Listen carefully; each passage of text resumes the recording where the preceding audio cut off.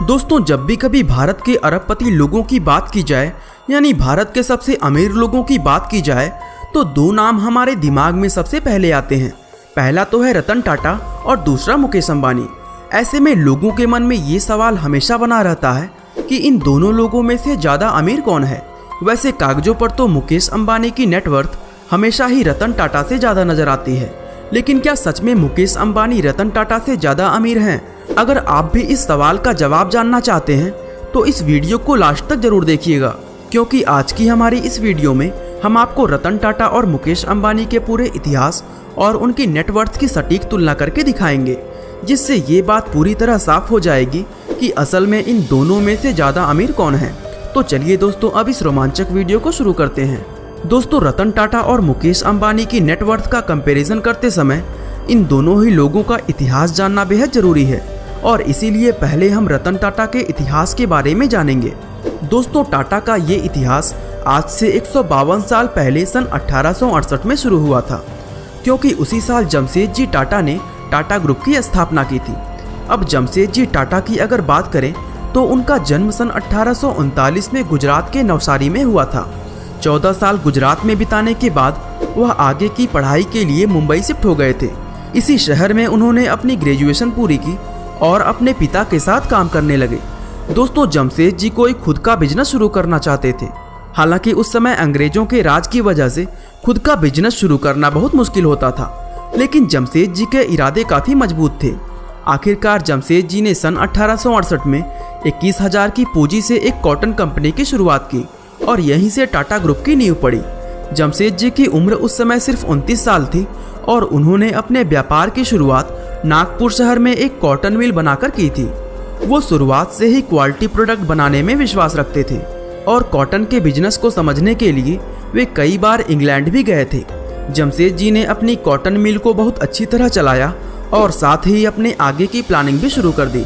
असल में जमशेदजी का सपना एक स्टील कंपनी खोलना, हाइड्रो इलेक्ट्रिक पावर बनाना और भारत में एजुकेशनल इंस्टीट्यूट खोलना था, क्योंकि जमशेदजी भारत को एक सशक्त देश बनाना चाहते थे और वो तभी संभव हो सकता था जब भारत में शिक्षा का स्तर सुधरेगा। जमशेदजी ने इन तीनों ही लक्ष्य को हासिल करने में अपना काम शुरू कर दिया था। लेकिन दोस्तों, अफसोस की बात ये थी कि अपने पूरे जीवन में वो इन तीनों में से एक भी लक्ष्य को पूरा नहीं कर पाए थे। एक बार जमशेदजी को इंडियन होने की वजह से एक 5 स्टार होटल में जाने से रोक दिया गया था, और तभी उन्होंने सोच लिया था कि वे एक ऐसा 5 स्टार होटल बनाएंगे जिसके अंदर सभी भारतीय लोगों को जाने की आज़ादी होगी, और तभी उन्होंने मुंबई का मशहूर ताज होटल को बनवाया था।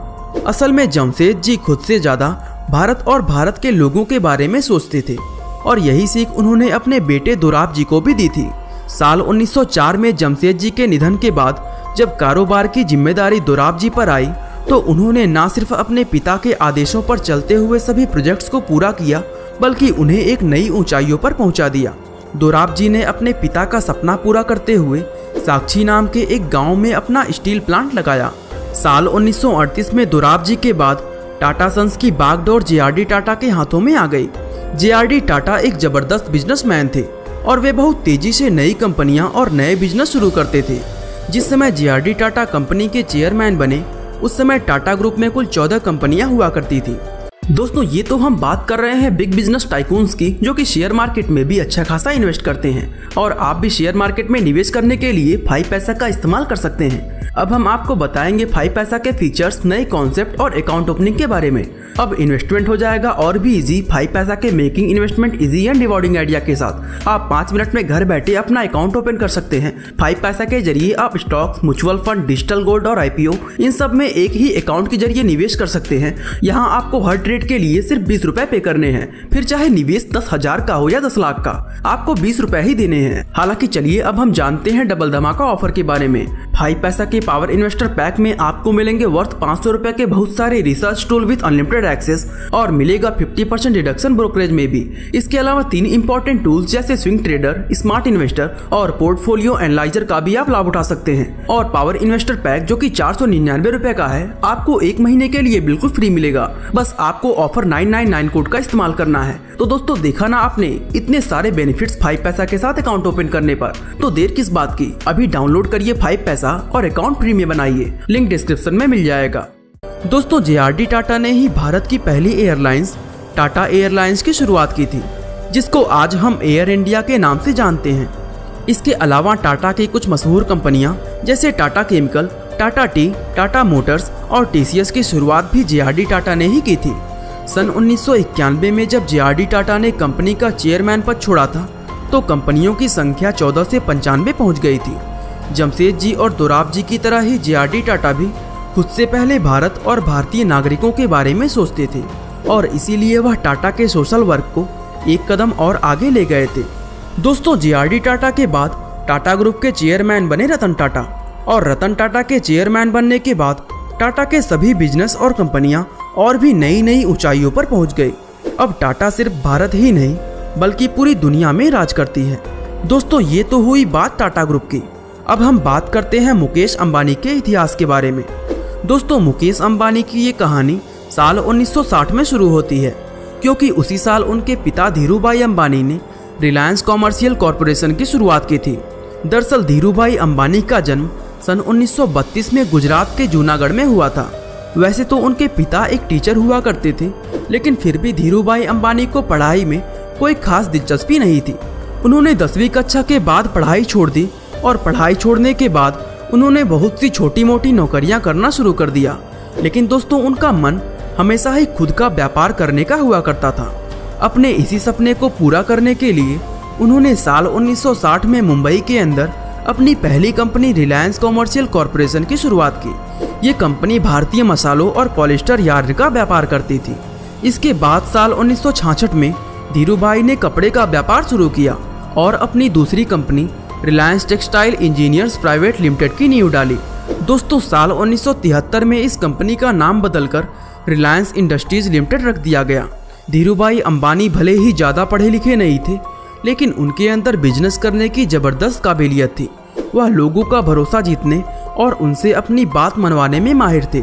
यही वजह थी कि उस जमाने में भी रिलायंस के पास ज़रूरत से ज़्यादा इन्वेस्टर्स मौजूद थे, जबकि दूसरी कंपनियां दिन रात मेहनत करके भी इन्वेस्टर्स का भरोसा नहीं जीत पाती थी। इसके बाद दोस्तों धीरूभाई अंबानी ने कई अलग अलग बिजनेस शुरू किए और जिस भी बिजनेस में उन्होंने हाथ डाला उसमें वो टॉप बिजनेसमैन बन गए। साल 2002 में धीरूभाई अंबानी का देहांत होने के बाद उनका पूरा बिजनेस उनके दोनों बेटों अनिल अंबानी और मुकेश अंबानी के बीच बांट दिया गया। लेकिन बाद में अनिल अंबानी को बिजनेस में लॉस होने लगा, जिससे उनकी कई कंपनियां बैंकरप्ट हो गईं। अभी कुछ समय पहले ही उनका ये बयान भी आया था कि कारोबार में घाटा होने की वजह से इस समय उनकी नेटवर्थ 0 हो गई है। इसके विपरीत मुकेश अंबानी ने अपने पिता से विरासत में मिले बिजनेस को बहुत अच्छे ढंग से चलाया और वो अपने हिस्से में आई सभी कंपनियों को इतनी ऊंचाई पर ले गए कि आज उनकी गिनती सिर्फ भारत ही नहीं बल्कि दुनिया भर के अमीर लोगों में की जाती है। दोस्तों ये तो हुआ दोनों कंपनियों का इतिहास। अब हम रतन टाटा और मुकेश अंबानी दोनों की तुलना करके ये पता लगाने का प्रयास करते हैं कि दोनों में ज़्यादा अमीर कौन है। दोस्तों मुकेश अंबानी की अगर बात की जाए तो उनकी प्रमुख कंपनी रिलायंस इंडस्ट्रीज लिमिटेड है, जबकि रिलायंस रिटेल, रिलायंस पेट्रोलियम और रिलायंस जियो आदि सभी कंपनियां रिलायंस इंडस्ट्रीज लिमिटेड की ही सब्सिडरी है। अब अगर बात करें टाटा ग्रुप की तो रिलायंस कंपनी की तुलना में इसकी सहायक कंपनियों की संख्या बहुत ज़्यादा है, क्योंकि टाटा ने लगभग हर एक इंडस्ट्री में ही अपनी दस्तक दी हुई है। ऐसे में अगर हम दोनों कंपनियों के मार्केट कैप यानी मार्केट वैल्यू की बात करें तो मैक्सिमम टाइम टाटा का मार्केट कैप रिलायंस से ज़्यादा रहता है। अब ऐसे में ये सवाल उठता है कि अगर टाटा का मार्केट कैप रिलायंस से ज़्यादा है तो फिर रतन टाटा का नेटवर्थ मुकेश अंबानी से इतना कम क्यों है। असल में इसका कारण ये है कि मुकेश अंबानी रिलायंस इंडस्ट्रीज के लगभग 48% शेयर के मालिक हैं। इसीलिए सितंबर में उनकी नेटवर्थ $88 बिलियन तक पहुंच गई थी। और अगर बात की जाए रतन टाटा की तो टाटा कंपनी में उनके शेयर 1% से भी कम है, जिसके कारण उनकी नेटवर्थ मुकेश अंबानी के सामने काफ़ी कम नज़र आती है। अब ऐसे में ये सवाल भी उठता है कि अगर रतन टाटा सिर्फ 1% शेयर के मालिक हैं तो फिर टाटा की बाकी शेयर होल्डिंग किसके पास है। तो दोस्तों हम आपको बता दें कि टाटा की लगभग 66% शेयर होल्डिंग उनके द्वारा बनाए गए चैरिटेबल संस्थाओं के पास है, जिसमें sir Ratan Tata trust, sir Dorab जी टाटा ट्रस्ट और टाटा एजुकेशन ट्रस्ट जैसी बहुत सी संस्थाओं के नाम शामिल हैं।